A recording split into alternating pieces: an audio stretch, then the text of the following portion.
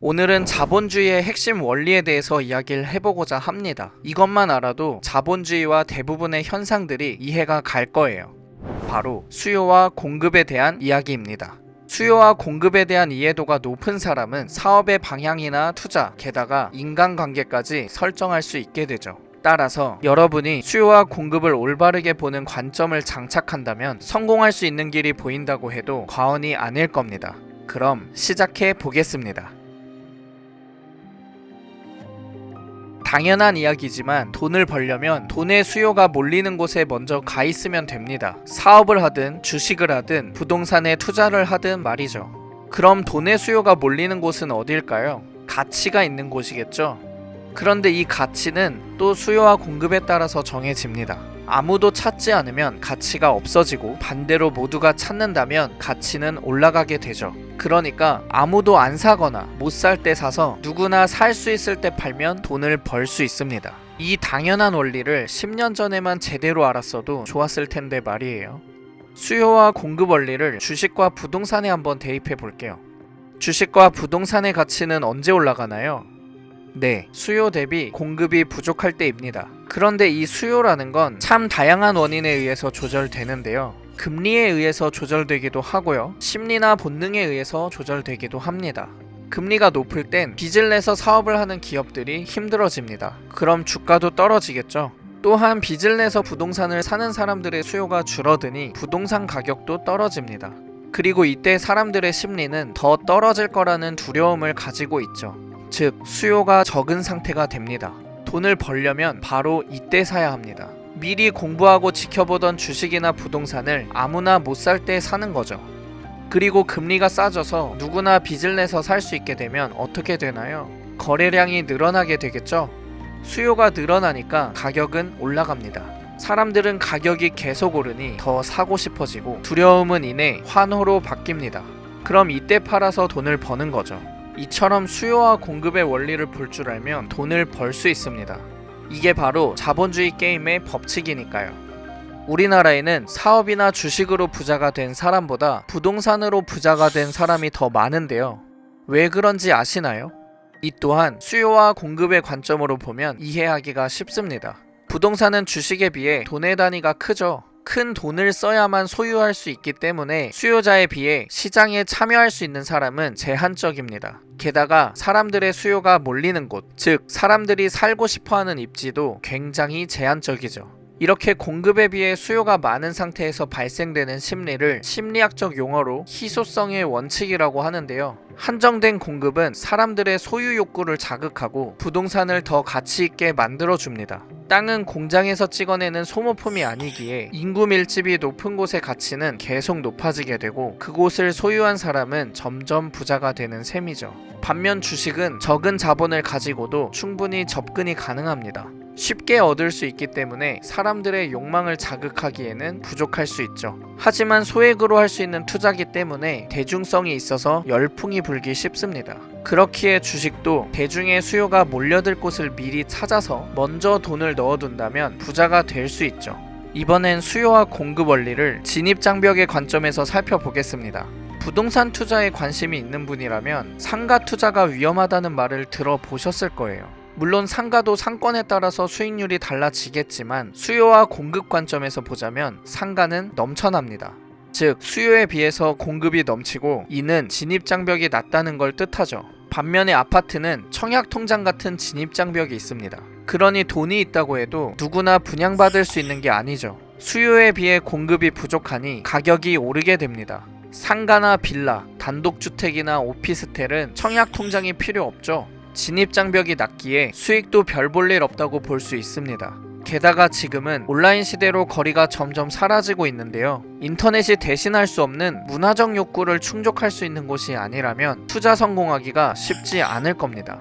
사업을 할 때도 마찬가지입니다. 진입장벽이 낮은 일에 뛰어든다면 그 시장에 경쟁자가 들어올 때마다 수익이 줄어들 수 있죠.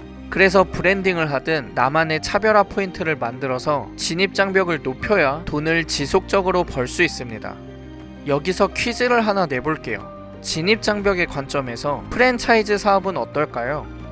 의외로 좋게 보시는 분들이 많은데요. 하지만 프랜차이즈 사업은 통제권이 본점에 있기 때문에 진입장벽을 높이기가 어렵습니다.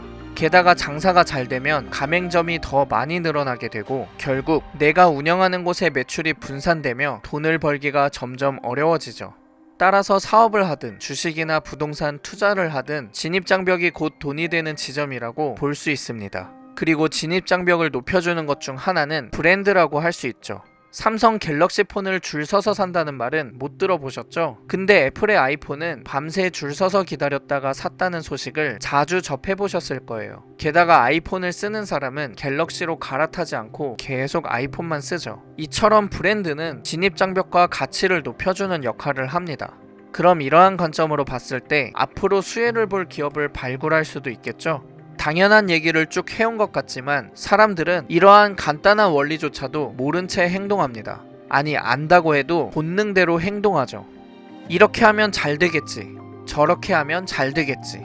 여기 투자하면 돈 번다더라. 이게 돈 되는 사업이래. 그리고 주식이 계속 오르니까 올라타고 떨어지면 이탈하고. 이렇게 본능대로 행동해서는 어쩌다 성공한다고 해도 절대 반복해서 돈을 불릴 수 없습니다.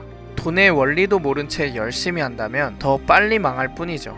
하지만 여러 가지로 살펴본 바와 같이 수요 공급의 원리를 분석하는 눈을 키우면 사는 게 한결 수월해질 수 있습니다. 돈이 움직이는 길이 보이는 사람은 설령 게으르다 할지라도 통찰력 있게 투자한다면 훨씬 쉽게 큰 그림 안에서 성공할 수 있죠. 그리고 이러한 통찰력은 남들과 다른 해석 능력에 달려 있습니다.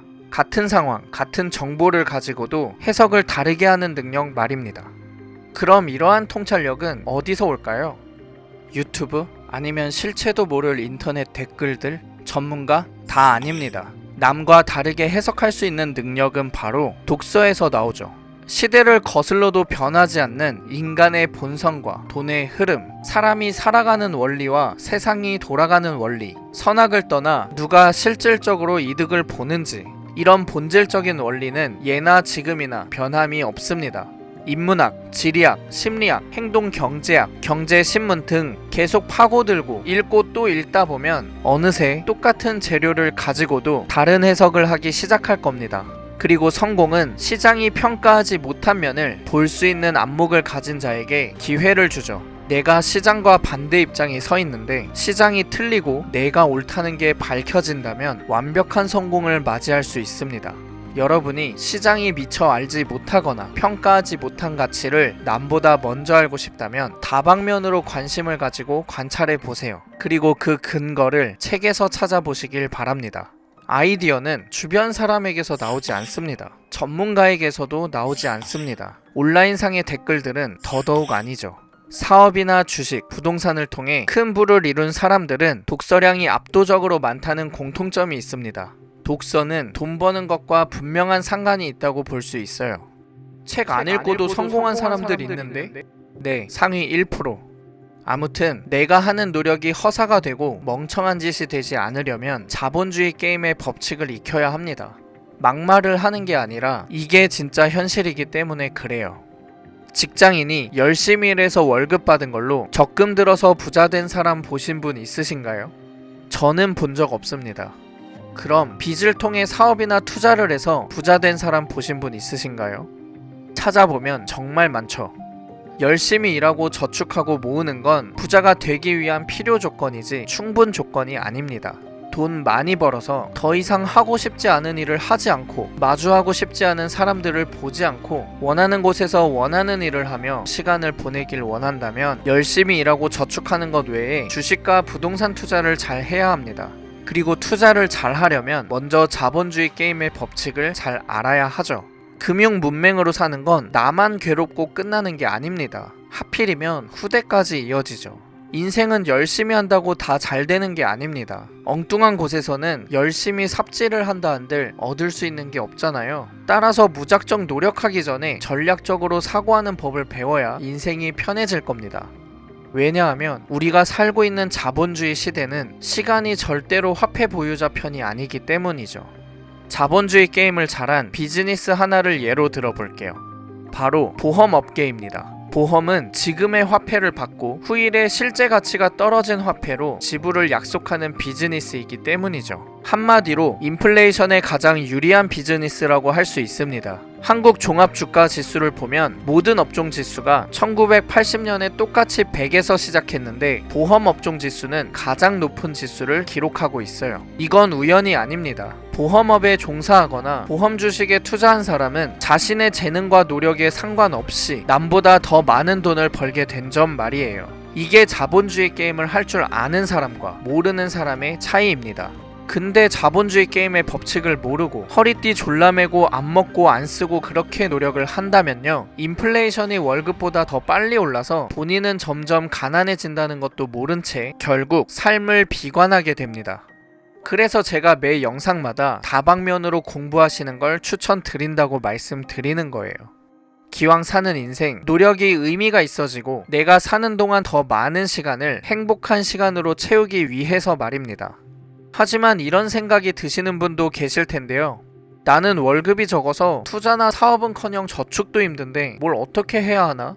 이런 분들은 일단 소득부터 늘려야 합니다. 직장 내에서 내 몸값을 높이는 데 집중하던지 수요 공급의 원리대로 나를 원하는 사람을 많이 만드는 거죠. 돈이 들어오는 통로가 하나라면 여러 개로 늘려야 합니다. 그게 부업이 되었든 주식 배당이 되었든 말이죠. 오늘날은 나의 강점을 팔 수 있는 시대입니다. 즉, 내가 잘하는 게 있다면 서비스나 지식 상품으로 만들어서 돈을 벌 수 있죠. 그리고 마케팅을 할 줄 안다면 돈이 들어오는 통로를 넓힐 수도 있습니다. 마케팅은 마켓 플러스 ing, 즉 시장을 만드는 걸 뜻하는데요. 내가 상품과 서비스를 공급하고 수요가 발생하도록 만드는 것이 마케팅이라고 할 수 있습니다. 내가 제공하는 상품이나 서비스를 마케팅을 통해 1000명, 10,000명, 10만 명에게 전달하여 수요를 늘릴 수 있다면 돈을 많이 벌 수 있겠죠. 그리고 이를 가능하게 해주는 게 블로그나 유튜브 같은 온라인 플랫폼이고 심지어 무료입니다. 온라인은 90%가 글로 이루어져 있으니 카피라이팅 능력을 익힌다면 수요를 만들기가 좀 더 수월하겠죠.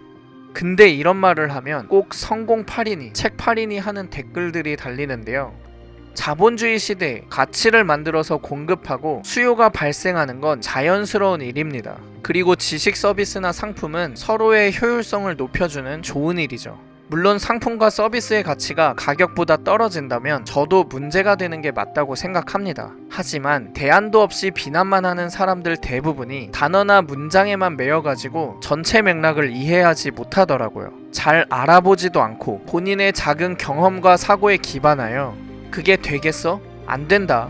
이렇게 비관적인 태도를 일관하는 사람이 잘 사는 걸 저는 본 적이 없습니다. 근시안적인 관점을 가진 사람은 전략적인 사고를 할 수 없고 발전하지 못하기 때문이죠.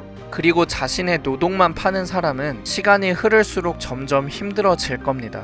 아무튼 돈 버는 법과 카피라이팅에 관심이 있으신 분은 이 두 영상을 참고해서 보시길 추천드립니다. 그리고 자본주의와 금융지식에 관심이 있으신 분은 제 채널의 자본주의 재생 목록을 정주행 해보시면 유익하실 거예요.